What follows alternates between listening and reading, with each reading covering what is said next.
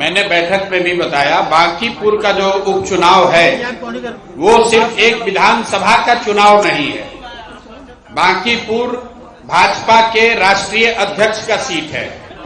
पिछले 40 वर्ष में भाजपा को कोई वहां कोई दल कोई नेता हरा नहीं पाया है।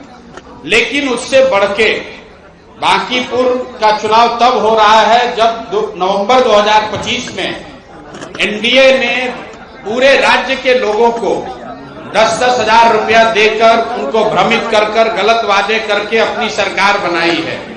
पहली बार भाजपा का कोई व्यक्ति मुख्यमंत्री बना है। तो एक तरीके से बांकीपुर में होने वाला उपचुनाव 25 में नवंबर 2025 में उनके द्वारा किए गए वादों पर रेफरेंडम भी होगा। जनता का मत होगा कि जो वादे जनता से किए गए, चाहे वो 2 लाख रुपए देने का वादा हो, बिहार से पलायन बंद करने का वादा हो, शिक्षा की व्यवस्था रोजगार को सुधारने की बात हो, इन सारे बातों पर एक तरीके से जनता को अपना मत देने का रेफरेंडम के तहत ये अधिकार होगा।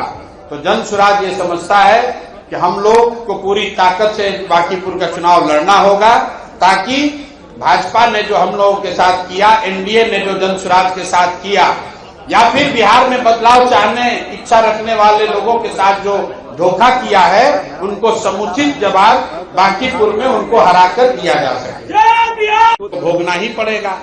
परीक्षा क्या लग रहा है, पेपर लीक होगा इस बार फिर? पेपर लीक की जो समस्या है वो संस्थागत है, वो व्यक्तिगत नहीं है। जब तक कोचिंग संस्थाओं का दबदबा शिक्षा क्षेत्र में बना रहेगा, तब तक पेपर लीक होता रहेगा। 2 बरस पहले भी नीट का पेपर लीक हुआ था देश के स्तर पर, फिर हुआ है, आगे भी होगा। शायद ही कोई परीक्षा ऐसा है जिसका पेपर लीक नहीं हो रहा है। क्यों? क्योंकि पिछले 10-15 सालों में कोचिंग संस्थाओं का दबदबा इतना बढ़ गया है कि कोचिंग संस्थाएं बच्चों को अपने यहां अट्रैक्ट करने के लिए कुछ भी कीमत देने के लिए तैयार है।